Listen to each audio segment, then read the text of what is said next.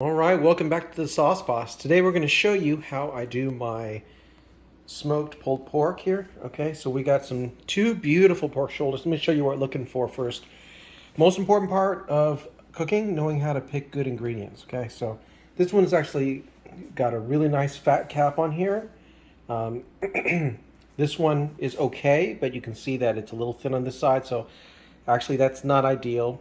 But let me show you why I picked these two, besides the fact that they were on sale. So I'm going to do this with one hand. Here we go. All right, so this is what you're looking at. You're looking at the marbling, okay? So this, especially right here, that's beautiful right there. We want, if this was all the way through this pork completely, that would be perfect. But this is well marbled.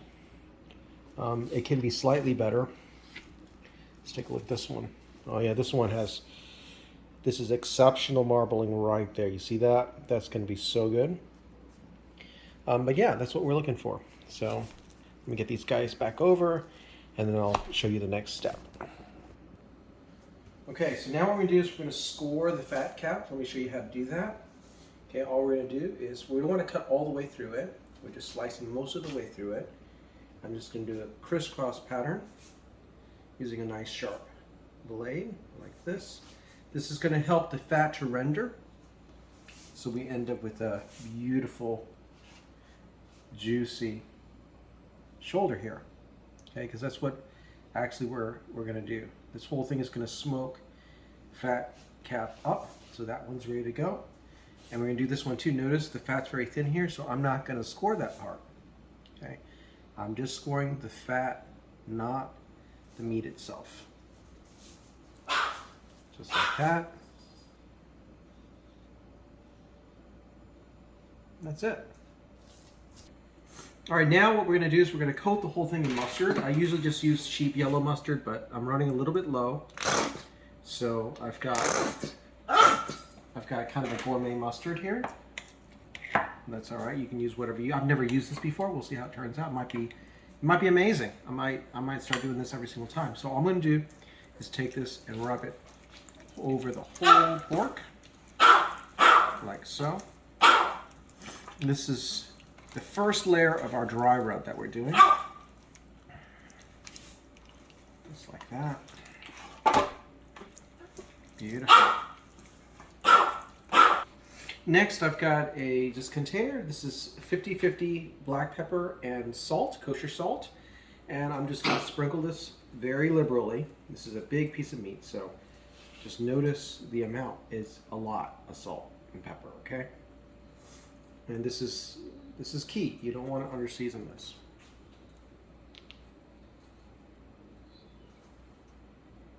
And we're going to season all the sides.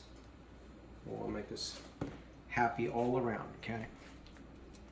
You can see that mustard helps it really hold on. And now I'm going to transfer this, turn it to the side here first. And I'm going to sprinkle some more. I'll wash this container so it's disinfected. Just like that. We want a well-seasoned pork here. Okay. Transfer it here. Get this really well seasoned. And like I said, it's pretty hard to over season a really big cut like this. But we're not going to use any sauce on this, right? This is just pure pork flavor, so this is why we want to make sure it's really seasoned. So I'm going to keep seasoning all sides of both of these guys, and they're going to go in a fridge for 24 hours to dry cure.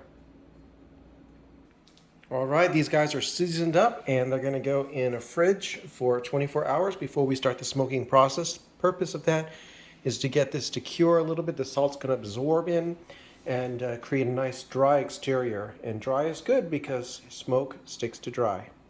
I'll see you guys soon. Welcome back. Next morning, this is all cured up and ready to go. I've got my smoker set at 250 degrees. Thermometer set to the center, not at the bone. And we're going to get this smoking here. I'm going to close this up now. What we're going to do is we are going to spray it once it starts to get drier with apple cider vinegar, and we're going to smoke it until the internal temperature is about 160 degrees.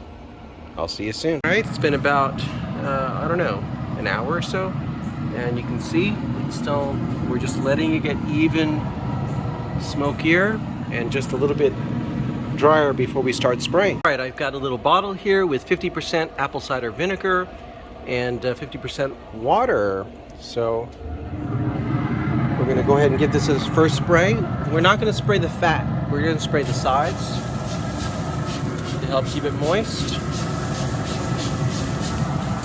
And we'll be doing this every 15 minutes to 30 minutes or so, just whenever it looks a little dry. Just like that. Close this back up. All right, one of the pork shoulders is almost ready at 160. So I've laid out a couple sheets of foil here. It's nice to just be on the safe side, because as the fat continues to render, you want to really capture the fat and gelatin so it reabsorbs into the meat. I don't think you have to wait for the fat to completely render before you wrap it, because it's heating up inside, and fat renders as it approaches 200 degrees Fahrenheit, so it's not an issue as far as I'm concerned. If you want more smoke and you're not as concerned about tenderness, then you can wait to wrap later. But as for me, I like a lot of smoke, but I prioritize juiciness and tenderness over maximum smoke. So, up to you how you do this. So I've been spraying the pork. I'll give you a quick look at what it looks like right now. There we go, looking good. This guy's almost at 160. He's reading 158. This one is a little lower. As you can see, it's bigger. It's also a little further from the heat source, so it's taking longer. It's running at 145 right now. So anyways, almost ready to wrap. All right, this bad boy is ready to wrap now. And the reason we wrap is when meat reaches about 160 degrees, it really begins to release a lot of its water content. Okay, so that's when it starts to really sweat. And if you were to leave it on the grill, you're going to lose a lot of that water as the meat continues to constrict before it begins to raise in temperature. So when it sweats, it slows down the temperature, the cooking, right? So it hits what we call the stall. And so we wrap to avoid the stall, basically. I like to wrap at the very beginning of the stall, which is about 160. And this way I can retain as much of the moisture content as possible. So, yeah, keep in mind that there are three components in the meat that we are basically working with here. We've got the muscle, which is cooked at like 135, 140 degrees, pretty low temperature for pork. The problem is it also has a lot of collagen and fat, and collagen doesn't break down until close to 200 degrees. It'll break down at 160 degrees if you sous vide it for like 2 or 3 days, but 200 degrees it really breaks down. Same with a lot of the fat. So what we're really trying to do is we're trying to render down that fat so it turns into a liquid. We're trying to melt the collagen so it turns into gelatin. That emulsifies with each other, and then they actually reabsorb into the muscle fibers, because the muscle fibers toughen up over 150 degrees, 160 degrees. So this will actually slow cook in the smoker until it reaches an internal temperature of about 203 degrees, and the bone will pull right out. All right, I'm gonna wrap this up and show you what it looks like. Okay, so I've got it wrapped. I wrapped up the sides because I want to really capture all of that gelatin and fat. I want that to coat the meat as much as possible, because what's going to happen is it's going to reabsorb into the meat, and that's what creates, the super tender and moist, delicious Texas style barbecue that if you ever had it, everyone, you know about it. You love it. Okay, it works the same way for braises and stews, but I'm going to stick the thermometer right back in. I don't go through the side, I go through the top personally, because again, I don't want to lose excess, fat. That's all that goodness there. So I'm going to go through the top. I'm going to avoid hitting the bone. So the bone's over here. I'm going to come in a thick part, measure it out with my finger so I know exactly where the center is, and get this back on the smoker. And we're back on the smoker. So that one's going to continue until it reaches an internal temperature of 203 degrees, And I'm going to wrap this one up the same way I did this one once it hits 160. One thing I usually like to do is give it a really good spray with the apple cider vinegar during the wrap. I forgot to do it with this one. It'd still be amazing. I'm going to definitely do it with this one. All right, it's out of the smoker. It's reached 203 degrees internal temperature. There's one still going. It's going to go for a lot longer. It was a lot thicker. So this was about an 8.5 hour smoke at 250 degrees. I'm using a pellet smoker with a kind of a custom blend of pecan, oak, apple, a little bit of hickory, and yeah, so I'm actually going to be serving this tomorrow. So I'm going to wrap this up in some plastic wrap just to make sure there's no leakage here.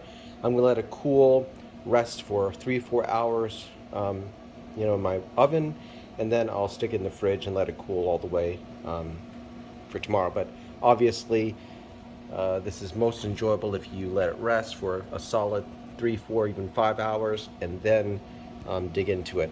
I'll show you those results. All right, we're going to open our present. It's been resting for about 3.5 hours. And my wife can't wait any longer, so we're going to go in. Okay. This is the smaller one. Okay. All right. To open our present a little bit, I'm opening it in such a way that I can close it back up.